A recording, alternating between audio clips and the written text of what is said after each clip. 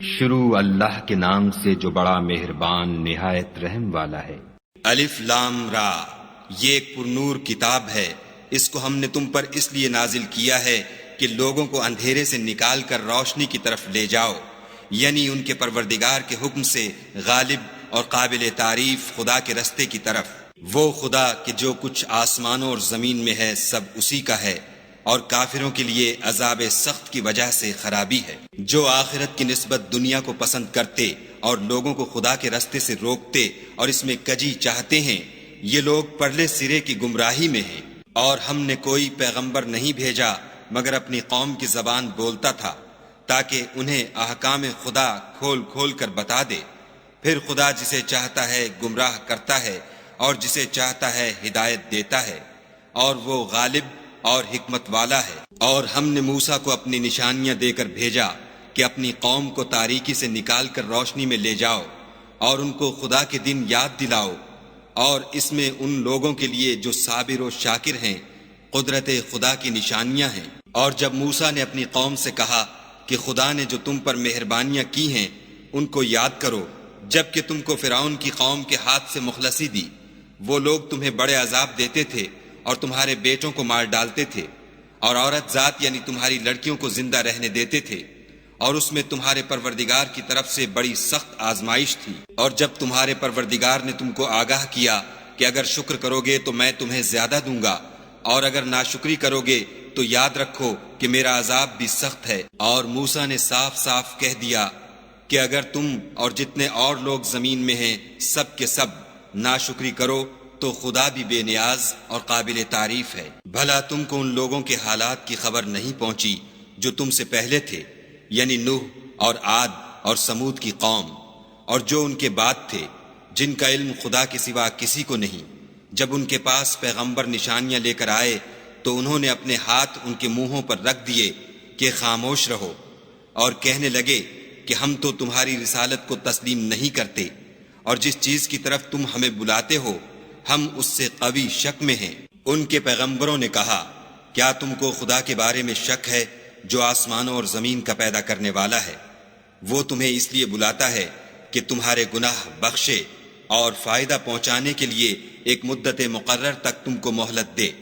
وہ بولے کہ تم تو ہمارے ہی جیسے آدمی ہو، تمہارا یہ منشا ہے کہ جن چیزوں کو ہمارے بڑے پوجتے رہے ہیں ان کے پوجنے سے ہم کو بند کر دو، تو اچھا کوئی کھلی دلیل لاؤ، یعنی معجزہ دکھاؤ۔ پیغمبروں نے ان سے کہا کہ ہاں ہم تمہارے ہی جیسے آدمی ہیں، لیکن خدا اپنے بندوں میں سے جس پر چاہتا ہے نبوت کا احسان کرتا ہے، اور ہمارے اختیار کی بات نہیں کہ ہم خدا کے حکم کے بغیر تم کو تمہاری فرمائش کے مطابق معجزہ دکھائیں، اور خدا ہی پر مومنوں کو بھروسہ رکھنا چاہیے۔ اور ہم کیوں کر خدا پر بھروسہ نہ رکھیں حالانکہ اس نے ہم کو ہمارے دین کے سیدھے رستے بتائے ہیں، اور جو تکلیفیں تم ہم کو دیتے ہو اس پر صبر کریں گے، اور اہل توکل کو خدا ہی پر بھروسہ رکھنا چاہیے۔ اور جو کافر تھے انہوں نے اپنے پیغمبروں سے کہا کہ یا تو ہم تم کو اپنے ملک سے باہر نکال دیں گے یا ہمارے مذہب میں داخل ہو جاؤ، تو پروردگار نے ان کی طرف وحی بھیجی کہ ہم ظالموں کو ہلاک کر دیں گے اور ان کے بعد تم کو اس زمین میں آباد کر دیں گے۔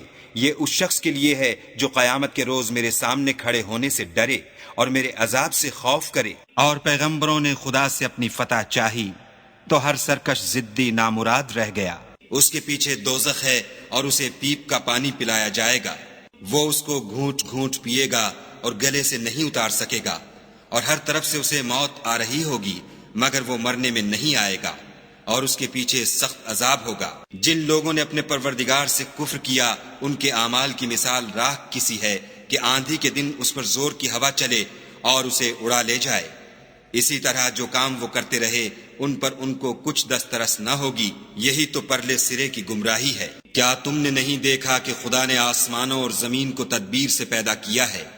اگر وہ چاہے تو تم کو نابود کر دے اور تمہاری جگہ نئی مخلوق پیدا کر دے، اور یہ خدا کو کچھ بھی مشکل نہیں۔ اور قیامت کے دن سب لوگ خدا کے سامنے کھڑے ہوں گے تو ضعیف العقل متبع اپنے رؤسائے متکبرین سے کہیں گے کہ ہم تو تمہارے پیرو تھے، کیا تم خدا کا کچھ عذاب ہم پر سے دفع کر سکتے ہو؟ وہ کہیں گے کہ اگر خدا ہم کو ہدایت کرتا تو ہم تم کو ہدایت کرتے، اب ہم گھبرائیں یا صبر کریں ہمارے حق میں برابر ہے۔ کوئی جگہ گریز اور رہائی کی ہمارے لیے نہیں ہے۔ جب حساب کتاب کا کام فیصل ہو چکے گا تو شیطان کہے گا جو وعدہ خدا نے تم سے کیا تھا وہ تو سچا تھا، اور جو وعدہ میں نے تم سے کیا تھا وہ جھوٹا تھا، اور میرا تم پر کسی طرح کا زور نہیں تھا۔ ہاں میں نے تم کو گمراہی اور باطل کی طرف بلایا تو تم نے جلدی سے اور بے دلیل میرا کہنا مان لیا، تو آج مجھے ملامت نہ کرو، اپنے آپ ہی کو ملامت کرو۔ نہ میں تمہاری فریاد رسی کر سکتا ہوں اور نہ تم میری فریاد رسی کر سکتے ہو۔ میں اس بات سے انکار کرتا ہوں کہ تم پہلے مجھے شریک بناتے تھے۔ بے شک جو ظالم ہیں ان کے لیے درد دینے والا عذاب ہے، اور جو ایمان لائے اور عمل نیک کیے وہ بہشتوں میں داخل کیے جائیں گے جن کے نیچے نہریں بہہ رہی ہیں، اپنے پروردگار کے حکم سے ہمیشہ ان میں رہیں گے، وہاں ان کی صاحب سلامت سلام ہوگا۔ کیا تم نے نہیں دیکھا کہ خدا نے پاک بات کی کیسی مثال بیان فرمائی ہے؟ وہ ایسی ہے جیسے پاکیزہ درخت جس کی جڑ مضبوط یعنی زمین کو پکڑے ہوئے ہو اور شاخیں آسمان میں، اپنے پروردگار کے حکم سے ہر وقت پھل لاتا اور میوے دیتا ہو۔ اور خدا لوگوں کے لیے مثالیں بیان فرماتا ہے تاکہ وہ نصیحت پکڑیں۔ اور ناپاک بات کی مثال ناپاک درخت کی سی ہے، نہ جڑ مستحکم نہ شاخیں بلند، زمین کے اوپر ہی سے اکھیڑ کر پھینک دیا جائے، اس کو ذرا بھی قرار و ثبات نہیں۔ خدا مومنوں کے دلوں کو صحیح اور پکی بات سے دنیا کی زندگی میں بھی مضبوط رکھتا ہے اور آخرت میں بھی رکھے گا، اور خدا بے انصافوں کو گمراہ کر دیتا ہے، اور خدا جو چاہتا ہے کرتا ہے۔ کیا تم نے ان لوگوں کو نہیں دیکھا جنہوں نے خدا کے احسان کو ناشکری سے بدل دیا اور اپنی قوم کو تباہی کے گھر میں اتارا؟ وہ گھر دوزخ ہے، سب ناشکرے اس میں داخل ہوں گے، اور وہ برا ٹھکانہ ہے۔ اور ان لوگوں نے خدا کے شریک مقرر کیے کہ لوگوں کو اس کے رستے سے گمراہ کریں۔